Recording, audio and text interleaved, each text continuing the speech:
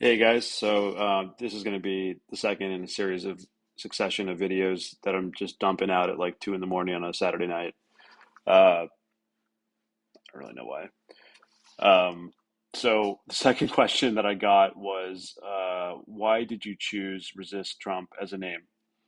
I mean, I think that the question came from a nonviolence practitioner, and it was an interesting question because I could sense that they had probably communicated actually that they were uncomfortable with the name, and I have heard that several times from I would say a a good percentage of the people that have entered this movement with me with some reservations about what I imagine, but they haven't explicitly said their discomfort. But what I imagine is the somewhat aggressive tone of the name.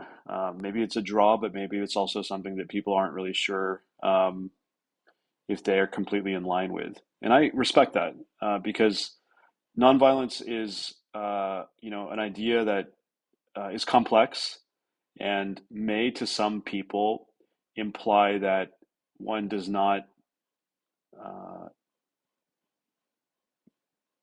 commit any sort of emotional violence in their words or deeds. And I think that it's quite frankly arguable whether or not the name Resist Trump is emotionally violent to Donald Trump.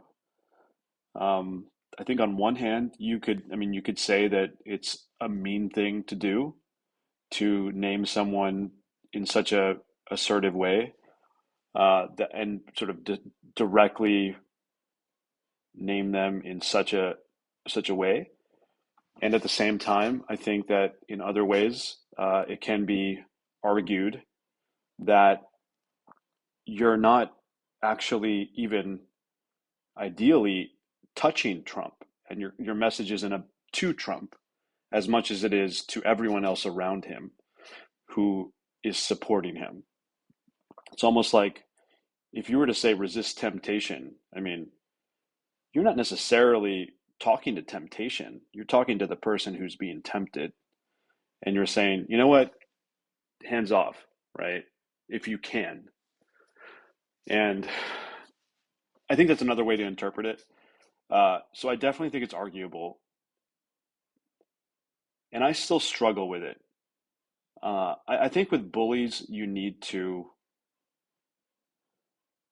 confront, and sometimes confrontation involves emotions that are not easy to manage. But personally, I believe that as a nonviolence practitioner or nonviolent, excuse me, practitioner, you need to have in your repertoire the capability of toughness when needed. And I think in this situation, toughness is warranted. What do you think?